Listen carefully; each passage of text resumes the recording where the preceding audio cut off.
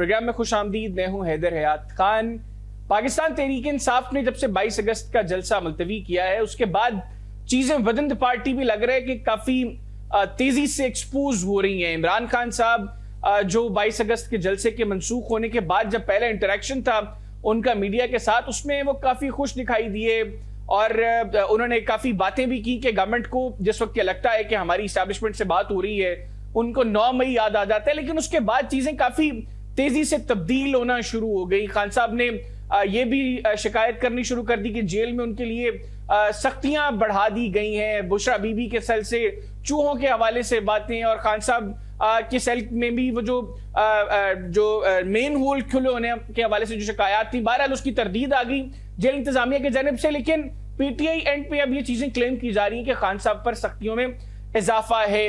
तो प्रोग्राम में इसको डिस्कस करेंगे। फिर ये कि जो 8 सितंबर का जलसा है इसके हवाले से भी कारकुनान में भी अब थोड़ी सी बेचैनी है कि आया ये जलसा होगा या नहीं होगा, और गवर्नमेंट एंड पे तो डेफिनेटली चीजें किसी तौर पे फैसिलिटेट नहीं की जाएंगी, लेकिन अगर दोबारा नोटिफिकेशन सस्पेंड हो जाता है, दोबारा खान साहब को जो है वो मनाने की कोशिश की जाती है, फिर चीजें किस तरह आगे चलेंगी। लाहौर का जलसा पहले 15 सितंबर का रखा, फिर कल कोर कमेटी की मीटिंग के बाद उसको भी जो है वो 22 सितंबर पर ले गए, और जो एक्सक्यूज दिया कि ईद मिलादुन नबी के हवाले से जो है ये फैसला किया गया कि इसको अब आगे लेके जाया जाए। तो पहले ही 15 सितंबर की डेट क्यों जो है वो लाहौर के जलसे के हवाले से तजवीज की गई थी, इसको भी डिस्कस करेंगे। फिर नेशनल असेंबली में कल एहसन इकबाल साहब ने जो तकरीर की उसमें एनआरओ की बात की। उन्होंने कहा जी कि पाकिस्तान तहरीक इंसाफ इमरान खान के लिए एनआरओ का तकाजा कर रही है और तहरीक इंसाफ उसी गड्ढे में गिरी है जो ये दूसरों के लिए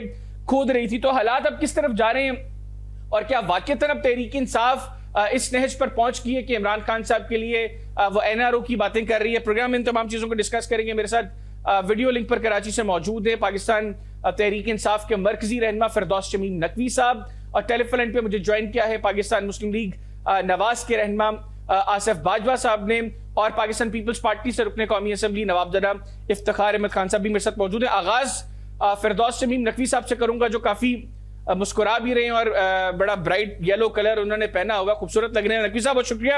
अस्सलाम वालेकुम। वालेकुम अस्सलाम। कैसे मिजाज है सर? खैरियत से? ठीक ठाक हैं? अल्हम्दुलिल्लाह। सर एनआरओ का तकाजा शुरू कर दिया है आप लोगों ने खान साहब के लिए? सर पता नहीं वो ख्वाब में क्या देखते होंगे। इमरान खान तो हमेशा उनके लिए डरावना ख्वाब होते हैं। वो कह रहे हैं, कल स्टेटमेंट आप उसका भी जिक्र कर लेना, वो कह रहे हैं हमने इमरान खान को 5 साल तक जेल में रखना है अगर मुल्क में माशी तरक्की चाहिए। अब ये इन्होंने फैसला भी कर लिया, जज भी ये हो गए, जूरी भी ये हो गए, और क्राइम भी इन्होंने सुन लिया कि जिसकी सजा 5 साल होती है। ये कोई तुक्के स्टेटमेंट कोई दे रहे हैं। एहसन इकबाल साहब जो है अपना दिमागी तवाजुन खो चुके हैं, इतनी नाकामियां देख चुके हैं, इलेक्शन हार चुके हैं कि अब उनको समझ में नहीं आता कि वो जाएं तो जाएं कहां। बात ये, इमरान खान साहब कोर्ट के अंदर कह चुके हैं, नैब का केस उन्हीं ने किया था, वो मुद्दई थे, पूरे सुप्रीम कोर्ट के सामने पूरी कौम ने सुना कि मैं एक फायदा नहीं लूंगा ये नैब ऑर्डिनेंस का, चाहे मुझे सजा होती है नहीं होती, मुझे भी फायदा हो सकता है। He said I don't want to use it। वो शख्स सब एनआरओ देख रहा है। अगर उसे एनआरओ लेना होता तो नवाज शरीफ की तरह जद्दा भागने के लिए माफी मामा लिख देता, या प्लेटलेट काउंट्स कम कर लेता, या कुछ कर ले। वो तो कहता है मैंने कहीं नहीं जाना, मेरा सब कुछ पाकिस्तान में। पाकिस्तान वो छोड़ के जाते हैं जिनके पास एवन फील्ड अपार्टमेंट होते हैं, फ्रांस में महल्लात होते हैं, स्पेन की बीचेस पे बड़े बड़े घर होते हैं, अबू धाबी में घर होते हैं बड़े, जिन्हें कुछ खान को पास, वो कहता है मेरा सब कुछ पाकिस्तान में। I have no assets abroad, why would he want to go outside, why would he NRO लेके उसने क्या करना है? अपने आप को ना उसने बाजवा बनवाना है ना नवाज शरीफ बनवाना है। नवाज शरीफ साहब इतने अरसे रह लिए, इतने हो गया, एक जलसा नहीं करके जा रहे। नवाबजादा साहब, आसिफ जो फिरदौस शमीम नकवी साहब गुफ्तगू कर रहे हैं कि किसी तरह के कोई एनआरओ का तकाजा नहीं किया जा रहा, फैसल करीम कुंडी साहब भी कह रहे हैं कि हुकूमत से एनआरओ मांगा जा रहा है, एहसन इकबाल साहब भी कह रहे हैं कि एनआरओ मांगा जा रहा है, तो मतलब किससे एनआरओ का तकाजा कर रहे हैं? वो तो कह रहे हैं कि हम लोग इधर ही केसेस का सामना करेंगे, हमें कोई एनआरओ नहीं चाहिए। बिस्मिल्लाहिर्रहमानिर्रहीम। अच्छा बात ये है कि ये एनआरओ, ये नहीं कहा जाता, कभी कोई ये नहीं कहता कि मुझे आप एनआरओ दे दें या मुझसे ऐसा काम कर लें। बात ये है कि जो उनके कंडक्ट होते हैं, जो उनके रवैये होते हैं, जो उनकी गुफ्तगू होती है, उससे जाहिर होता है कि आप अब मुफाहमत की सियासत की बजाय, मज़ाहमत की सियासत की बजाय आप मुफाहमत की सियासत बात करना चाहते हैं। जब इन्होंने 22 अगस्त का जलसा उसको पोस्टपोन किया और सुबह 7 बजे 6:30 बजे फजर के वक्त, दिन सूरज शुरू होने से पहले जब आपसे पार्टी लीडरशिप आपसे मिलने आई, जेलों के दरवाजे खोल दिए गए, तो उस वक्त ये जाहिर हो रहा था कि आपकी किसी के साथ बैकडोर बातचीत चल रही है और आप कंप्रोमाइज पे आना चाहते हैं, आप इक़्तिदार में आना चाहते हैं, आप अपनी केपी की हुकूमत को बचाना चाहते हैं और आप अपनी साख को भी जिंदा रखने के लिए मुज़ाहमती सियासत करते हैं, लेकिन अदरवाइज बैकडोर चैनल। बाजा साहब, आप मेरी आवाज सुन पा रहे हैं? जी बिल्कुल क्लियर है। आप कह रहे हैं कि जिस वक्त जलसा मंसूख हुआ तो आप लोगों को अब ये तासुर मिला, जो खान साहब ने भी कहा कि इनको लगता है कि हमारे एस्टैब्लिशमेंट से बैकडोर राब्ते शुरू हो गए हैं। आपके बैरिस्टर अकील साहब तो कहते रहे कि हम लोगों ने कांटेक्ट किया था, तो अगर आप लोगों ने कांटेक्ट किया तो फिर बैकडोर रवाबत किससे शुरू हो गए हैं इनके? मेरा भी सवाल, अगर बैरिस्टर अकील साहब की भी बात को मान ले तो आप ये बताएं कि क्या कभी इमरान न्याजी साहब ने किसी एक बात के ऊपर ये सटीक रहे हैं? कभी ये बात करके ऐसा कोई एक मुझे बतावें कि इन्होंने ये बात की थी और उसके ऊपर ये स्टैंड रहे? नहीं, कभी नहीं। ये यू टर्न लेते हैं, हर बात से डिस्कशन करते हैं, मुकर जाते हैं, यहाँ पे तो पंजाबी में जिसे कहते हैं ना, आप बेईमान हो जाते हैं और शर्मिंदगी भी महसूस नहीं करते। अगर फर्ज कर ले बैरिस्टर अकील साहब की बात को भी हम मान लें, तो ये वो कहते थे कि मैं कभी भी किसी सूरत PMLN के साथ, मैं MKM के साथ हाथ मिलाने को तैयार नहीं हूं। अगर इन्होंने हमारी ही बात मानी है तो हम सिर्फ बातचीत नहीं देता कि मुझे NRO दे दो। कोई टीवी टॉक शो में बैठ के नहीं कहता कि मुझे NRO चाहिए। ये आप उनकी गुफ्तगू से अंदाजा लगाते हैं, उनके कंडक्ट से, उनके बिहेवियर से अंदाजा लगाते हैं। तो आपको आसिफ बाजा साहब इनकी किस गुफ्तगू से, किस बिहेवियर से, किस कंडक्ट से लगा है कि ये NRO मांग रहे हैं? वो तो मुसलसल मिलिट्री एस्टैब्लिशमेंट पर तनकीद कर रहे हैं, वो मुसलसल ये बात कर रहे हैं कि वो आपके साथ नहीं बैठेंगे, वो पीपल्स पार्टी के साथ नहीं बैठेंगे, वो MKM के साथ नहीं बैठेंगे।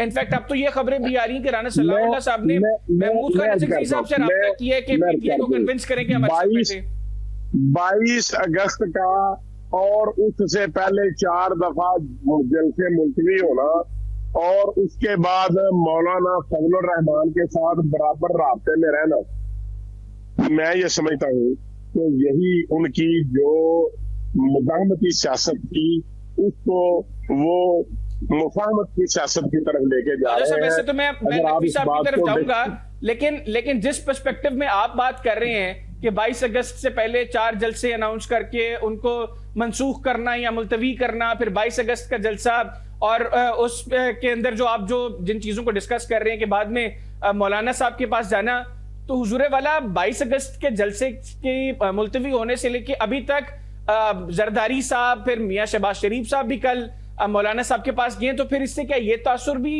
लिया जाए कि आप लोग भी अब डर रहे हैं कि 8 सितंबर का जलसा जो है वो तहरीक इंसाफ का कामयाब ना हो जाए, जो आप लोगों ने अचानक मौलाना साहब के दरवाजे का रुख? देखिए, ये जलसे कामयाब होना या जलसे नाकाम होना ये कोई मैटर नहीं करता। इससे पहले भी जब से इन्होंने लाहौर में जलसा किया था 2011 में, उसके बाद ये कहने लगे हर जगह पे कि हम उससे बड़ा जलसा करेंगे, करोड़ों लोग आएंगे, लाखों लोग आएंगे, समंदर होगा।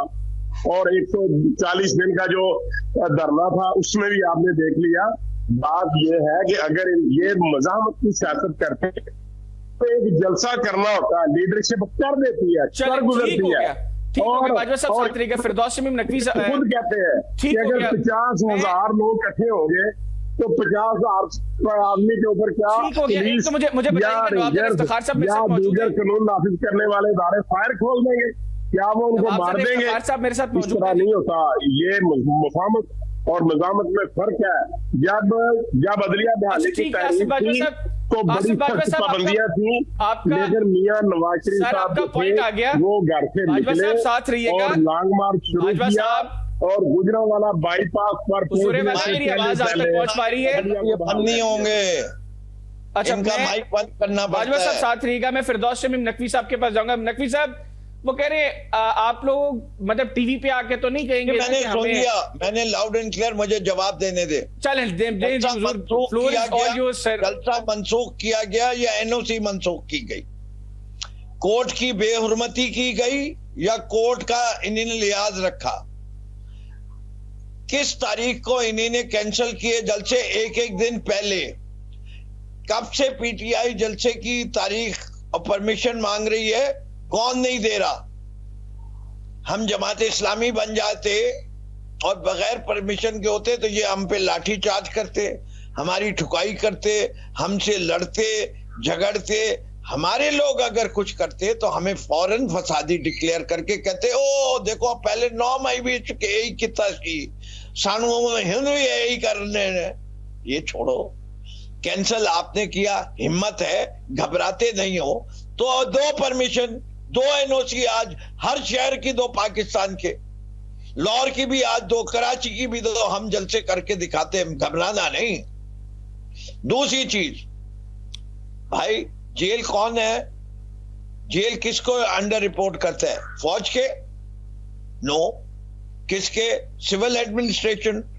आईजी पुलिस किसके अंडर होता है? होम मिनिस्टर के अंडर। क्यों दरवाजा खोला? मना कर देते। आजम स्वाति को कहते नहीं जाएंगे, गौर नहीं जाएंगे, नहीं मिलेंगे, स्टैंडर्ड टाइम है, जुमेरात को आना, मिलना, 5 घंटे दरवाजे के बाहर खड़े रहना, फिर हमारी मर्जी है मिलवाएं या ना मिलवाएं। नहीं, सुबह 7 बजे दरवाजा खोल दिया। और आमतौर पे तो 30 मिनट के ऊपर घंटी बजा देते हैं, धक्के दे के बाहर निकालते हैं, क्या बहुत टाइम हो गया। 1 घंटा 25 मिनट बैठे हैं वो लोग। क्यों भाई? अच्छा चलो वो तो छोड़ दो। जिस आदमी ने, कमिश्नर ने एनओसी कैंसिल की थी एक दिन पहले, किस वक्त? 4 बजे शाम को।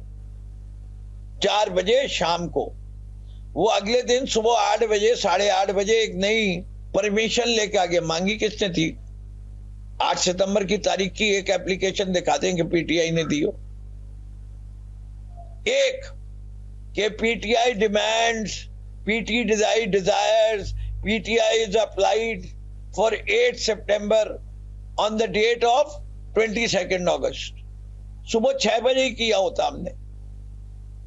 भैया वो 40 शर्तों के साथ पकड़ा दी गई गौहर को किस वक्त? 8:30 बजे। तो कि चले वो 9 नकवी साहब, फिर आप ही क्लियर कर दें। बाजवा साहब तो चले नहीं, मैं clear करेंगे। आप ही बता दें कि फिर आप लोगों को वो 40 शराइत के साथ किसने एनओसी दे दिया 8 सितंबर का, और किसने दरवाजे खोल दिए आपके लिए? पहले तो इनकी लॉजिक समझ लीजिए। परमिशन ये दें तो इसके माने गवर्नमेंट हम चला रहे हैं। जेल के दरवाजे हमारे कहने पे खुलते हैं, कमिश्नर हमारे कहने पे काम करता है, तो भाई किसने कैंसिल क्यों की थी? और एक दफा नहीं की, 2 दफा तो इसी कमिश्नर ने की। परमिशन नहीं दी, वो डीसी ने नहीं दी 2 दफा, फिर कोर्ट से लेके आए हर दफा। बात सारी है कहां पे इनकी टांग गई। तभी तो रात के 2 बजे फोन किया था अली अमीन गंडापुर को, अली अमीन गंडापुर ने फोन किया था। ठीक हो गया, ठीक हो गया। नकवी साहब साथ रहिएगा। नवाब जरा इफ्तिखार साहब, आप मुझे सुन पा रहे हैं? मुझे नवाब जरा साहब की आवाज नहीं आ रही। मैं प्रोग्राम एक छोटा सा ब्रेक लूंगा नाज़रीन। मीनवाइल ये टेक्निकल ग्लिच को हम कवर करने की कोशिश करते हैं। ब्रेक लेंगे, ब्रेक के बाद वापस आएंगे तो इसी मौजू के ऊपर मेहमानों के साथ गुफ्तगू का सिलसिला आगे बढ़ाएंगे। कि ना जाइएगा, स्टे विद अस।